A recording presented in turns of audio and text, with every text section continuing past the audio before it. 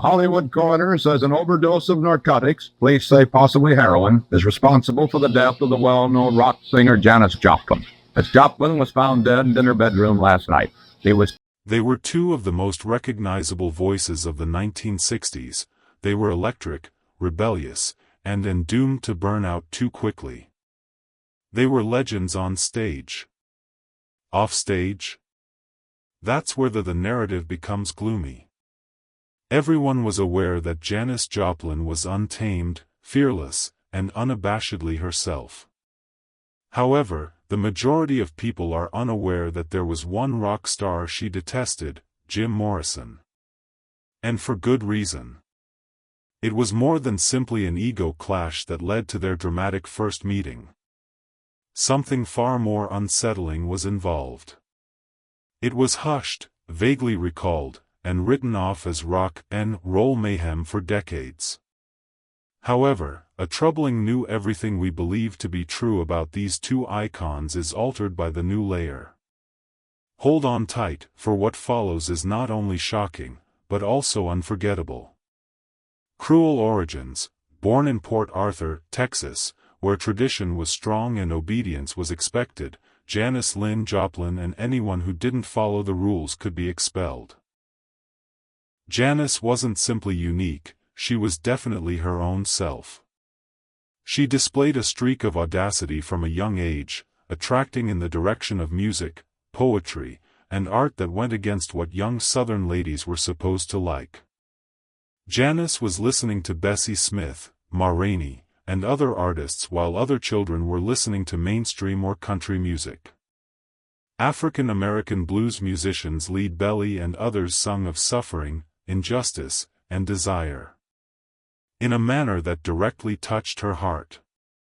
However, Port Arthur didn't simply misinterpret Janis, it made a conscious effort to shatter her. She was cruelly made fun of for her appearance in school. Her pimples, her erratic weight and tomboy attire served as easy fodder for her peers. They took pleasure in making her feel insignificant. Furthermore, it was not only teasing, rather, it was the type of focused, psychological abuse that lingers and festers for a long period. What was worse was that Janis has the courage to stand up for her convictions. In a community in the South that is extremely segregated, she became a lightning rod for derision because she publicly backed racial integration. She started looking at two universities in the hopes of finding some solace: Lamar State College of Technology and Austin's University of Texas. Maybe this is where her talent would finally be acknowledged. Instead of feeling sorry for her differences. That assumption is incorrect, though. Austin had a secret, the same brutality that had caused Janis's suffering in the past. Progressively creating a known for hustling in men's clothing while barefoot and holding an autoharp at coffee shops, she was unable to get rid of the ominous shadow of judgment. In an unfathomable act of brutality, she was chosen as the ugliest man on campus by UT fraternity members. Janis's spirit was permanently burned by the scorching pain of being mocked, misinterpreted, and expelled.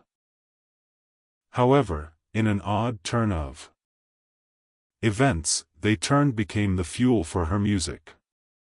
As she sang, she held nothing in return. Her voice yelled, sobbed, scratched, and trembled.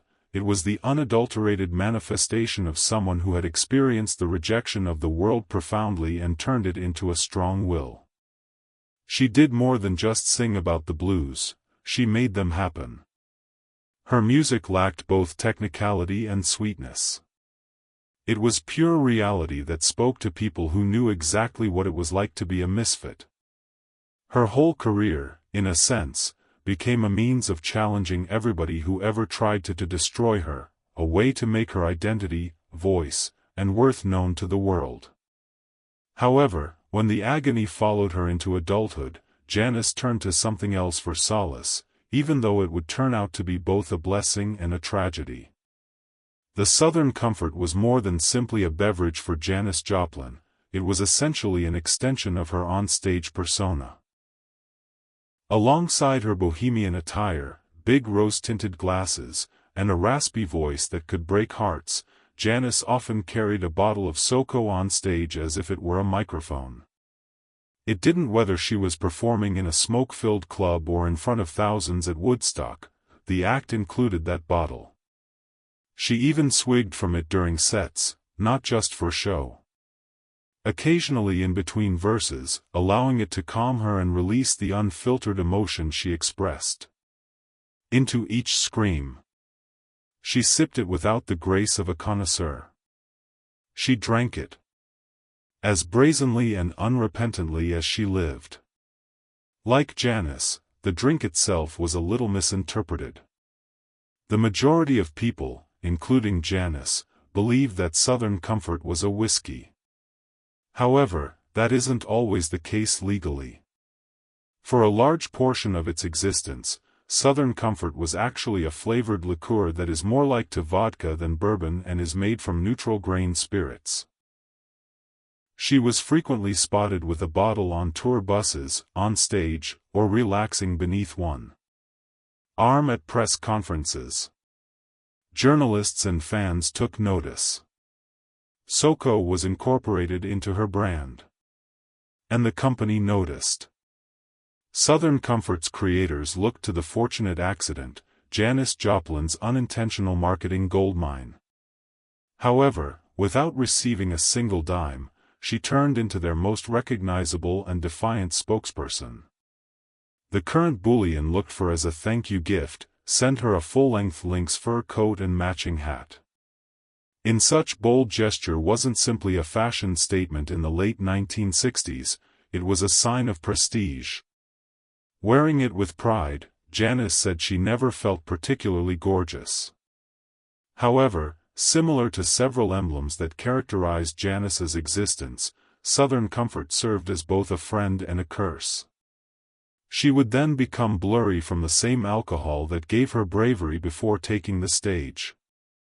Limits with it. Her relationships with booze were intricate and more than just a show. With her anguish, her fears, and the pressures of being famous. She was numbed when she didn't felt sufficient. When the world grew chilly, it kept her warm. And ultimately, beneath the burden of numerous cocktails, all of which played a part in her untimely demise at the age of just 27. Heartbreaks and lost loves. Despite being viewed by the world as a free-spirited, wild counterculture icon, Janis Joplin's romantic life was frequently a portrayal of silent heartache. She had the same deep need for love as she did for artistic expression. However, she hardly ever found both in one location. Her relationships were frequently tumultuous and short-lived. Flash fires that left ashes of disappointment in their wake. With the same raw enthusiasm she brought to the stage, she pushed herself into romances, and most of the time, the only one left was her. Although some couldn't handle her passion, some lovers appreciated her intelligence. Her celebrity drew more people than her spirit. She repeatedly let herself in, only to be greeted with treachery, silence, or apathy. The example that most likely affects people emotionally in this respect took place in 1968 when she briefly met Leonard Cohen, the singer-songwriter, in New York's Chelsea Hotel. Cohen later discussed the encounter, referencing it in poetic detachment in the well-known Chelsea Hotel No. 2. What had been a minor for him, a fleeting moment appeared to carry an almost intolerable burden for Janis. That evening, she might have been searching for Chris Christopherson, but she decided to settle for whatever company was accessible, a decision that seems to cast a somber shadow over the entire situation. After several years, Cohen realizes that he wasn't entirely sure how he felt about naming Janis. In the song, he discovered too late that what had seemed to him to be simple art had probably been something lot closer to her. Like many other evenings in her amorous life, the one ended in disappointment. Not only did those romantic disappointments affect her personally, but they also turned into the essence of her songs. Maybe, Cry Baby, and Piece of My Heart weren't just songs, but admissions full of that strange longing that comes when you're emptied out by love. Her hallmark was that really painful vulnerability, painfully unvarnished, flawed, and really human. It was the reason her voice could soar through so many people's hearts. That has experienced the same intense longing for love and the same hurt of rejection. In each note, we were reminded by Janis Joplin that beneath the fire, the celebrity, and the fur coat was a Texas girl who yearned for to be restrained, and she never really thought she was. Fame has broken me. Notoriety just served to amplify what was already damaged. It was never intended to mend Janis Joplin. Long before the Janis, whose name everyone recognized, had already started to struggle with substance abuse, frequently turning to alcohol and amphetamines to reduce the discomfort in her body.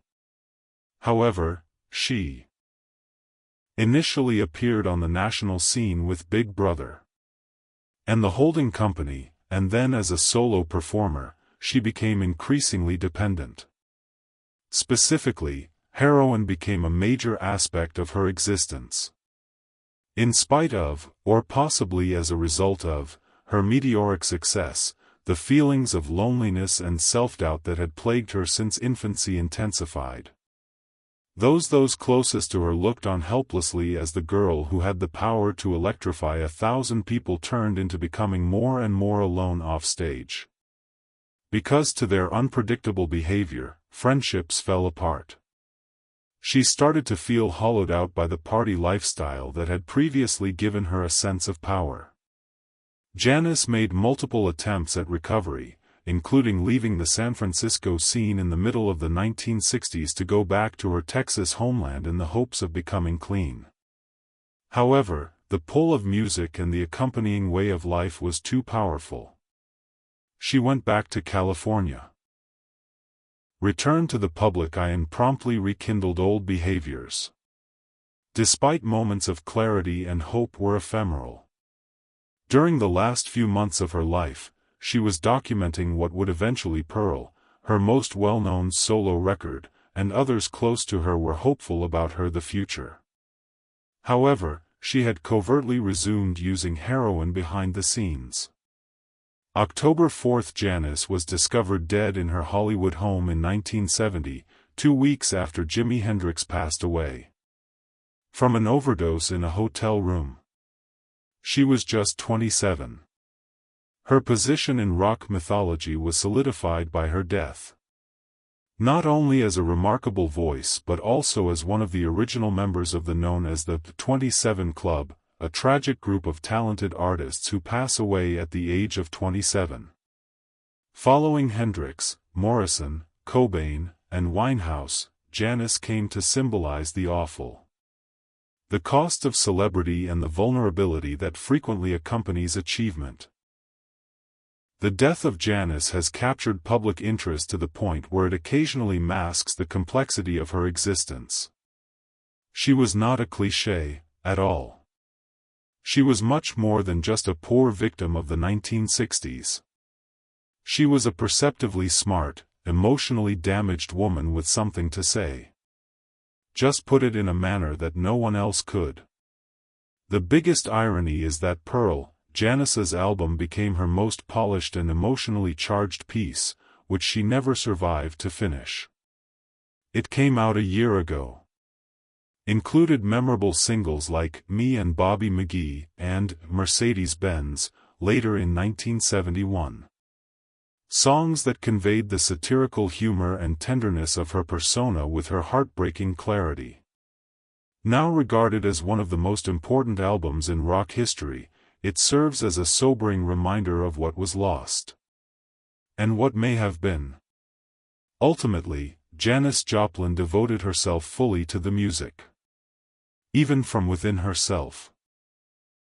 Her voice had been cut off far too soon, but the anguish, the intensity and passion she put into each note has reverberated for centuries. Bessie Smith's Grave Janis Joplin was a member of the blues, not only influenced by it. Of all the people who influenced her, Bessie Smith stood out the most. The renowned African-American singer referred to as the Empress of the Blues. Bessie's song struck a strong chord with Janis, providing both emotional support and artistic direction. Born Janis identified with Bessie's unwavering display of grief, suffering, and strength in a traditional white town where she was mocked for being different. She frequently called Smith not only as an example but also as a spiritual forebear, someone who allowed her to weep, yell, and ache aloud. Half-jokingly, Janis once expressed her belief that she might be Bessie's reincarnation. Despite being separated by decades and ethnicity, their challenges were similar in that they were both outsiders, both had lives that ended too soon and poured heartache into music. When Janis found out that Bessie Smith had been buried, her sense of family grew even closer. Without a headstone, back in 1937. After not receiving therapy, this blues singer passed away. At a Mississippi hospital exclusively for white people, a true slap in the face of the periods. Considering all of the advancements and contributions she has made throughout her career, there was never a decent headstone for Bessie. For Janis, it was an injustice rather than merely a mistake. How could one of the strongest vocalists in American music be unheard of? Anger rising within her, Janis did something about it. She helped pay for Bessie's memorial in 1970. Smith with Juanita Green, a former employee and personal acquaintance of Smith. The two of them ensured that Bessie would finally receive the respect she had long earned. The gravestone's words, "The greatest blues," were straightforward but profound. The final lyric, "Singer in the world will never stop singing," was much more than a simple expression of admiration, it was a declaration. Janis believed that Bessie's voice had endured beyond her physical body. Echoing in the battle, in the music, in every woman who dared to speak up, passionate, unreservedly herself. Paying respect to Bessie's grave was as much an act of memory as well as legacy. It was about fairness as much as thankfulness. Janis was hesitant to allow Bessie to be quietly buried by the world because she understood what it was like to be disregarded and derided. She utilized her celebrity at that time to shed light on the situation rather than to further her own interests. Journey for a person that history had worked to forget. However, even though Janis paid tribute to one blues figure with poise, her encounter with another so-called great in real life would leave her enraged, and changed forever. The Lizard King's negative aspects. For many years, Jim Morrison has been a legendary person who is equal parts rock star, poet, and tormented brilliant. However, new information is making historians and fans reconsider the more sinister realities. Buried behind the myth. Before the End, Searching for Jim Morrison, a 2025 documentary series, features voices from Morrison's inner circle to voice their concerns about his unpredictable and occasionally frightening actions. The chief among them is former girlfriend Judy Huddleston, who makes the horrifying claim that Morrison took advantage of her sexually when they were dating.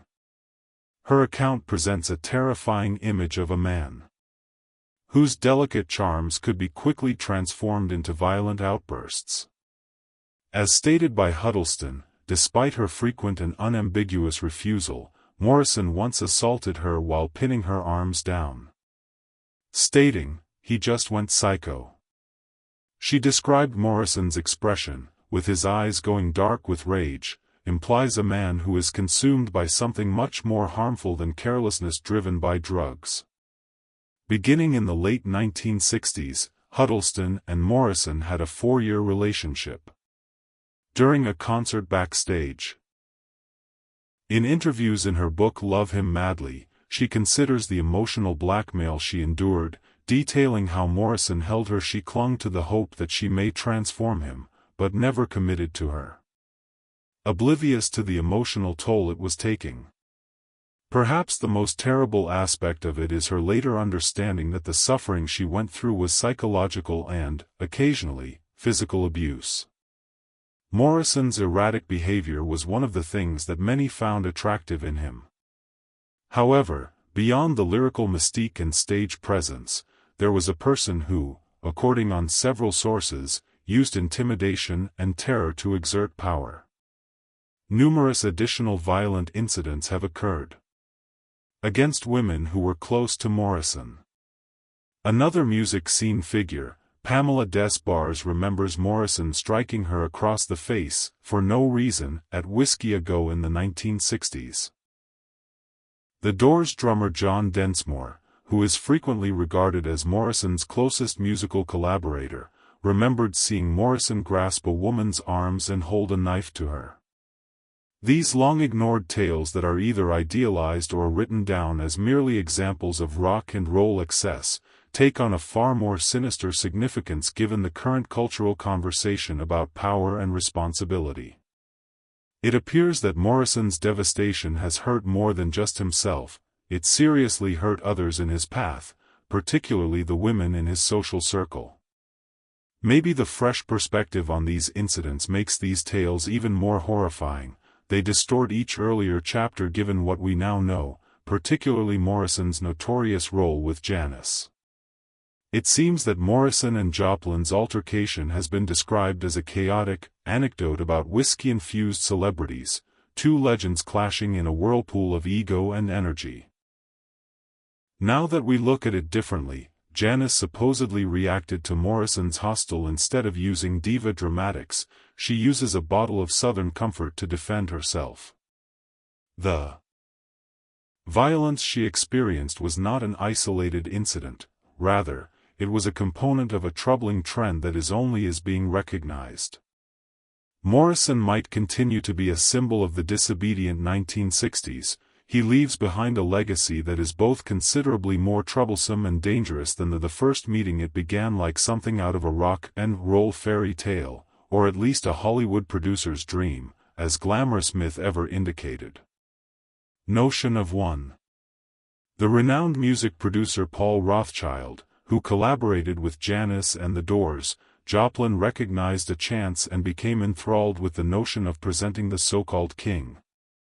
Jim Morrison and Janis Joplin, the rock queens, were both strong, alluring personalities. Rothchild imagined an exciting relationship between them in the counterculture cosmos. He therefore planned a party in Hidden Hills, which is enough removed from the bustle of Los Angeles to feel intimate, but close enough to draw in the ideal amount of wild energy. Jim and Janis both showed up sober. It initially appeared to be magic, which was uncommon for both of them at the time. Jim was captivated by Janis right away, calling her remarkable, and Janis, equally captivated, was captivated by his appearance, his confidence, and his notoriety. They laughed, talked, and what seemed to be sincere interest in one another, yet in a society where instability is the norm, the spark lighted a flame rather than igniting desire. As the evening went on, Morrison's notorious what started out as a courtship soon turned sour as his drinking habit caught up with him.